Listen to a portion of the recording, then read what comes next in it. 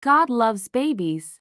The husband and wife wanted to have a baby. They prayed for a baby. God answered their prayers. The doctor said they were going to have a baby. The wife asked, "How many?" The doctor said he didn't know yet. The husband and wife were very happy. Now they would have a baby. They both wanted to have a baby. They visited the doctor a month later. He examined the wife. He used a special machine. He saw the baby. He saw more than one baby. He saw two babies. He saw more than two babies.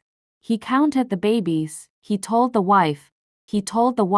"You will have more than one baby. You will have 8 babies." The wife couldn't believe it. Her husband couldn't believe it. 8 babies, We will have a big family. said the husband. "We will have a very big family," Said the wife. "But how can we pay for all these babies?" Asked the husband. "We can pay for one baby, but 8 babies cost a lot of money. How can we pay for 8 babies?" The wife said. "We will find a way. God will help us find a way." They both smiled. They would have a big happy family.